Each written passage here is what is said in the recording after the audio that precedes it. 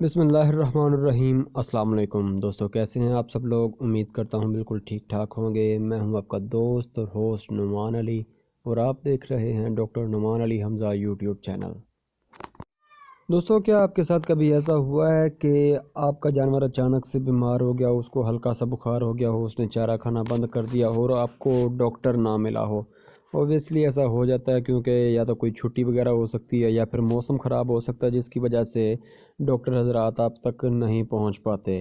تو دوستو، آج کی اس ویڈیو میں آپ کو ایک دیسی نسخہ بتانے جا رہا ہوں کہ اگر آپ کا جانور اچانک سے ابھی تھوڑے درجے کا بخار اس کو ہو، تو اگر آپ وہ نسخہ استعمال کروائیں گے تو آپ کا جانور انشاءاللہ بالکل ٹھیک ٹھاک ہو جائے گا 2 سے 3 گھنٹوں کے اندر اندر، اور آپ کو امید تو ہے کہ اس دن ڈاکٹر کی ضرورت نہیں پڑے گی۔ اگر آپ کو مسئلہ مسائل آئے تو آپ اگلے دن ڈاکٹر کو چیک اپ کروا سکتے ہیں۔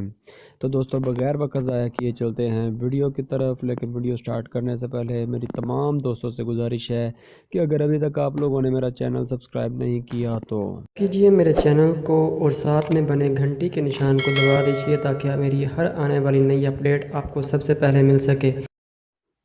دوستو، جو میں نسخہ بتانے جا رہا ہوں وہ ہے کہ آپ نے اپنے جانور کو گڑ اور اجوائن کا استعمال کروانا ہے۔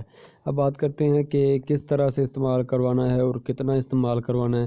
دوستو، اگر تو آپ کا جانور بڑا ہے، مثال کے طور پر جو آپ کو بھینس نظر آ رہی ہے، اس کے سائز کا آپ کا جانور ہے، تو آپ اس کو 2 پنیاں جو ہوتی ہیں وہ بنا کر دیں، تقریباً 1.5 پاؤ یا آدھا کلو گڑ ہو، اور اس میں تقریباً آدھ پاؤ یا پھر 100 گرام جو ہے وہ آپ کا اجوائن ہو۔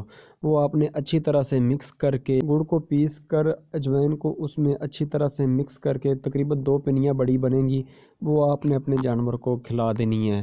تو دوستو، انشاءاللہ آپ کا جانور 2 سے 3 گھنٹے کے اندر اندر بالکل ٹھیک ٹھاک ہو جائے گا۔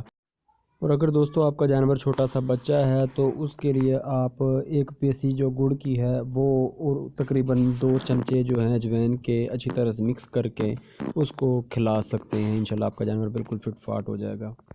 لیکن دوستو، یہاں پر ایک اور پرابلم ہے۔ دوستو، آپ نے اپنے جانور کو یہ نسخہ دینے سے پہلے یہ چیک کر لینا ہے کہ اس کے منہ کے اندر کسی قسم کا انفیکشن نہ ہوا ہو، جیسا کہ چھوٹے جانور جو ہوتے ہیں ان میں بھیڑ بکریوں میں PPR کا مسئلہ آ جاتا ہے، تو ان کے منہ کے مسوڑے اور جو گم وغیرہ ہوتی ہے وہ خراب ہو جاتی ہے، وہاں پر چھالے وغیرہ بن جاتے ہیں۔ اور دوستو، بڑے جانوروں میں منہ کھر کا مسئلہ جو ہوتا ہے، یا پھر ویسے منہ کے اندر کسی قسم کا انفیکشن ہو جائے تو اس میں بھی یہی پرابلم آ جاتی ہے کہ منہ کے اندر چھالے وغیرہ بن جاتے ہیں۔ تو اس کنڈیشن میں آپ اپنے جانور کو اس فارمولے کا استعمال بالکل بھی نہیں کروا سکتے۔ تو دوستو، امید کرتا ہوں کہ میری آج کی یہ ویڈیو آپ کو اچھی لگی ہوگی۔ اگر ویڈیو اچھی لگی ہو تو لائک کیجئے گا، دوستوں کے ساتھ شیئر کیجئے گا، اپنا خیال رکھیے گا، گھر والوں کا خیال رکھیے گا۔ اللہ حافظ۔